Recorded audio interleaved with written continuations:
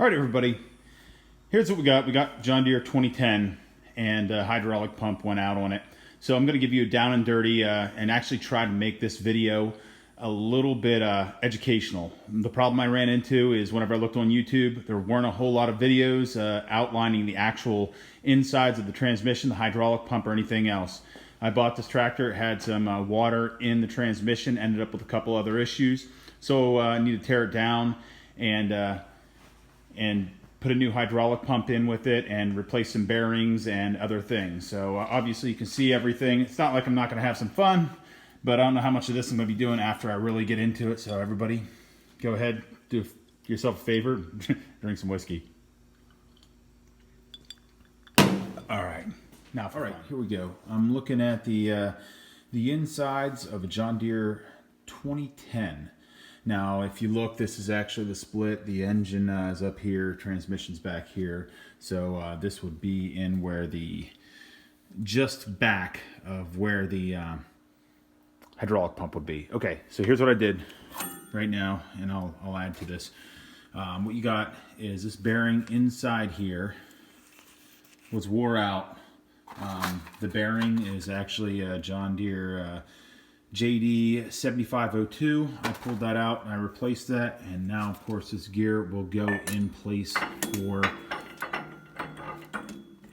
that bearing. I'll put that in here in a second. It'll take two hands to make happen. And of course you're going to have up top for your two different clutches, you'll have this which slides back in. I did not replace this bearing, but I'll show you these two bearings right here. They are encased inside this housing right here. So you can see there's actually two different seals, R394R, and this is a later model, so it has T17882. They go right here and right here respectively. You can replace those, and then you should be ready to put this on. I've replaced these bearings already. If I remember correctly, the top one, which will house the secondary shaft for the clutch, is actually a bearing that's no longer available through John Deere.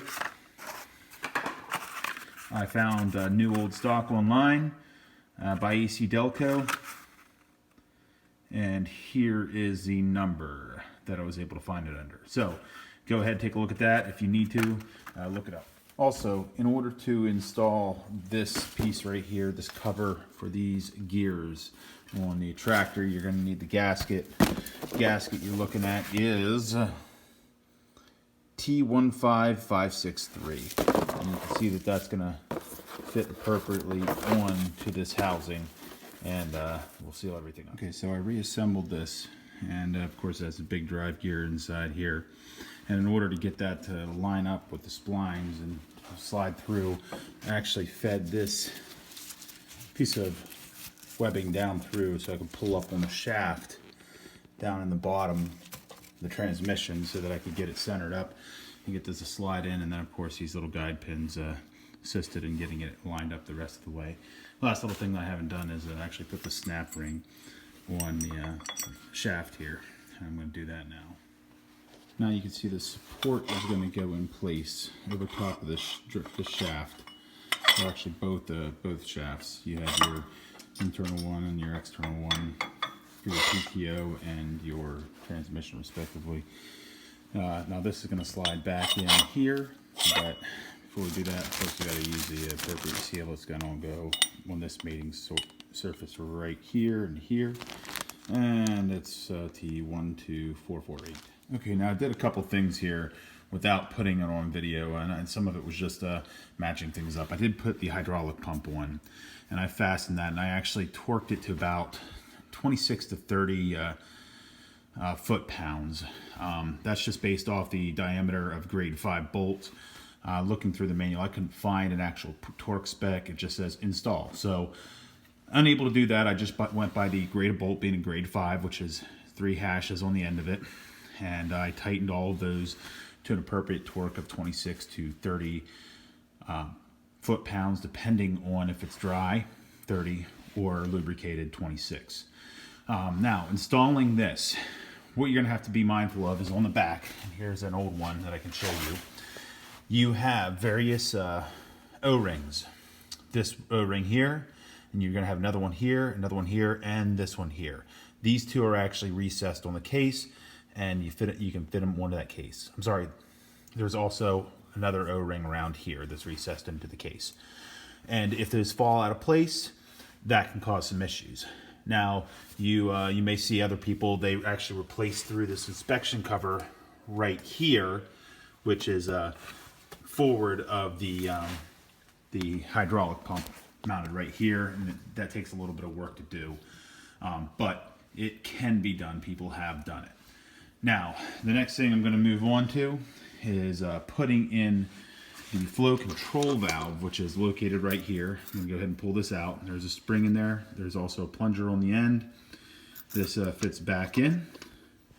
Also, and then you have a cover right here that's going to fit directly on top of that. Now, in this cover, there is a washer or a O-ring, whatever you want to call it. And this one I took out is pretty solid. It's kind of starting to feel pretty brittle. So I put a new one on, which you can see right here on the inside of it.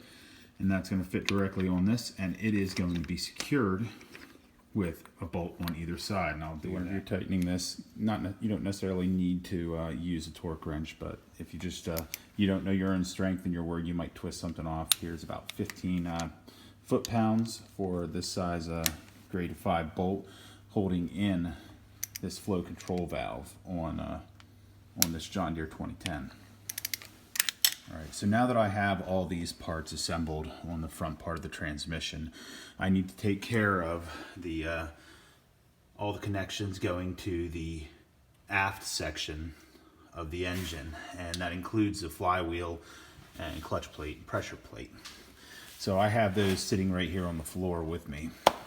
And what happened is last time, and I'll do a slow pan now, the seal inside here was old and brittle, and the bearing was wore, and it started to leak out the end of the shaft, causing a significant amount of oil to drench the clutch plate normally found in here.